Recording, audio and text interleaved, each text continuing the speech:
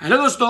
तो अभी हाल ही में जो इंडिया के जीडीपी के जो क्वार्टर वन है उसके फिगर सामने आए। लेकिन आप अगर फिगर देखोगे तो आपको बहुत ही हाई दिखेगा, बहुत ही बड़ा नंबर है। लेकिन हम लास्ट ईयर से कंपेयर करेंगे, वो हमारा सबसे खराब नंबर था, -24.4% था, और इस बार आया है +20.1%। ये भी एक बात है कि हमारे 75 ईयर्स के इंडिपेंडेंस में ये सबसे हाई नंबर है पॉजिटिव के लिए। लेकिन लास्ट ईयर जो नेगेटिव का नंबर भी सबसे हाई था। तो आज के वीडियो में बात करेंगे कि जो जीडीपी के नंबर आए हैं उससे हमारी इंडियन इकोनॉमी का फ्यूचर क्या होगा, और भी सारी दूसरी चीजों के बारे में। तो वीडियो एंड तक देखिए।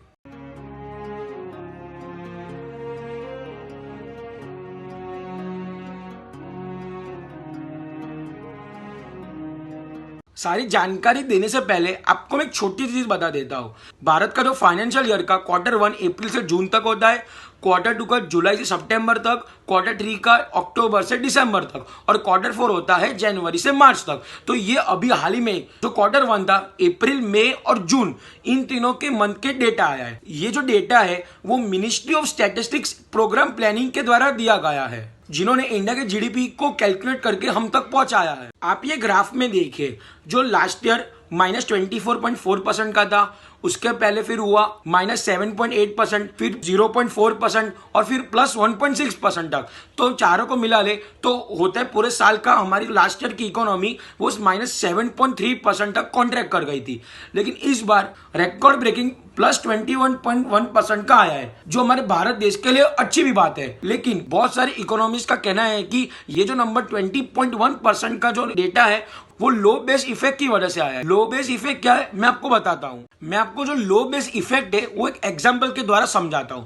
ये आप देख सकते हैं 2019-20 में हमारी जीडीपी 35 लाख करोड़ थी। लेकिन जब लास्ट ईयर लॉकडाउन हुआ, कोविड आया, तो हमारी जीडीपी सीधा गिर के 26 लाख करोड़ हो गई। और अभी जो डेटा आया उसके हिसाब से वापस ये 32 लाख करोड़ हो गई है।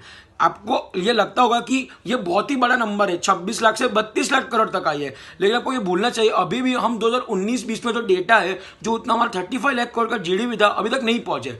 लास्ट ईयर हमारी जीडीपी इतना नीचे गिर गई थी कि इस साल इसको ऊपर आना ही था। इसके से उसने एक लो बेस इफेक्ट ऑक्यूपाई कर रहा है, जिसकी वजह से आपको ये डेटा और बड़ा लग रहा है। इसलिए हमारी जो जीडीपी है वो इस बार इतनी उछली कि सीधा उसका ग्रोथ रेट +20.1% का आया। इसकी वजह से आपको भी ये ग्राफ में देखने को मिलेगा इंडिया की इकोनॉमी अब वी शेप रिकवरी की तरफ बढ़ रही है। अगर हम डिफरेंट सेक्टर्स के देखें तो लास्ट ईयर एग्रीकल्चर सेक्टर के अलावा बाकी सारे सेक्टर्स नेगेटिव ग्रोथ रेट में थे। लेकिन इस बार सारे सेक्टर्स ने काफी अच्छा परफॉर्म किया, सारे सेक्टर्स पॉजिटिव ग्रोथ रेट में। आप ये देख सकते हैं जो मैन्युफैक्चरिंग सेक्टर है, पहले -36 का उसका ग्रोथ रेट था, लेकिन इस बार ये +49.6 का हो। अच्छे परफॉर्म किया। Tours and travels and trade का है, वो भी काफी -48 से लेकर 34.3 का बढ़ गए। कंस्ट्रक्शन का -49.5 से बढ़कर 68.3 हो गया। इससे साफ साफ ये पता चल गया है कि हमारी जो इंडियन इकोनॉमी है वो अभी अच्छी तरह से ग्रो करना शुरू हो गई है। लेकिन दोस्तों मैं आपको ये बात बताता हूँ, जब अप्रैल में जून था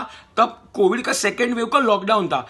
तब सरकार ने नेशनल लॉकडाउन नहीं किया था, क्योंकि अगर नेशनल लॉकडाउन होता तो हमारी इकोनॉमी और भी घट जाती। इसलिए जो इंडियन गवर्नमेंट ने सिर्फ स्टेट्स को छोड़ दिया, तो स्टेट्स ने अपने हिसाब से लॉकडाउन लगा था। और ये जो टूर्स एंड ट्रैवल्स है, ये जो मेरे हिसाब से ये अप्रैल में जून में इतना लोग इतना बाहर घूमने नहीं जाते थे। लेकिन अभी हम रिसेंट टाइम में जो इमेजेस आ रहे हैं, लोगों की भीड़ देख रहे हैं, उसके हिसाब से आने वाले क्वार्टर में हमको जो टूर्स एंड ट्रैवल्स का जो कंट्रीब्यूशन इकोनॉमी में होगा, उसका ग्रोथ रेट होगा, वो और भी हमको दिखेगा। हमारे इंडियन इकोनॉमी के 20.1% ग्रोथ के और भी सारे रीजन है।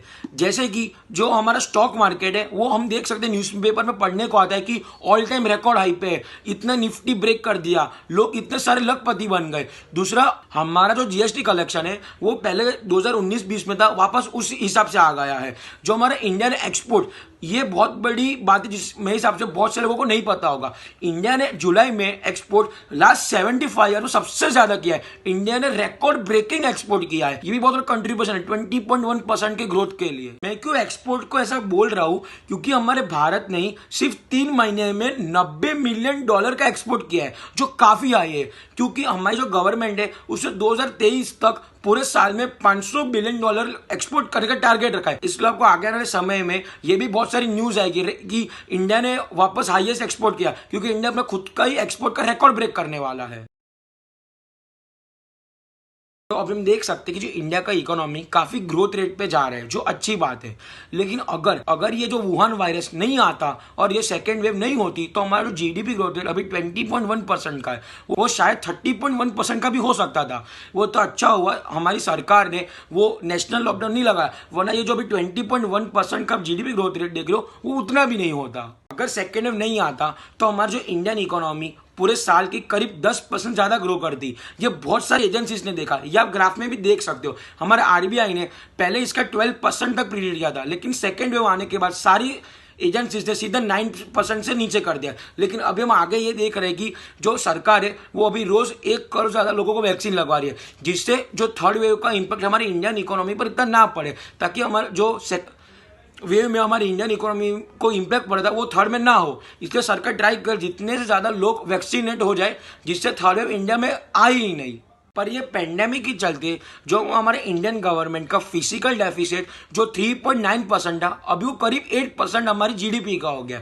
फिजिकल डेफिसिट क्या होता है मैं आपको समझाता हूं। इसका मतलब ये होता है कि सरकार पैसे कमाने से ज्यादा खर्च करती है, उसका डिफरेंस को बोलते हैं फिजिकल डेफिसिट। क्या हुआ दोस्तों, लास्ट ईयर लॉकडाउन हुआ, जिसकी वजह सरकार को कोई टैक्स नहीं आया, रेवेन्यू जनरेशन नहीं हुआ, जिसलिए सरकार के पास पैसे नहीं आए। लेकिन सरकार ने अपना जो खर्चा एक्सपेंडिचर तो चालू ही रखा, बहुत सारी मनी पैकेजेस अनाउंस किए, फिजिकल पैकेजेस अनाउंस किए, वैक्सीन को फ्री में दे रहे, जिसकी वजह सरकार को काफी पैसा खर्च करना पड़ रहा है, जिससे हमारा जो फिजिकल डेफिसिट है वो काफी हद तक बढ़ गया है। और ये जो फिजिकल डेफिसिट को कम करने के लिए सरकार को ज्यादा से ज्यादा एक्सपोर्ट्स करना पड़ेगा, मैन्युफैक्चरिंग सेक्टर में ज्यादा फोकस करना पड़ेगा।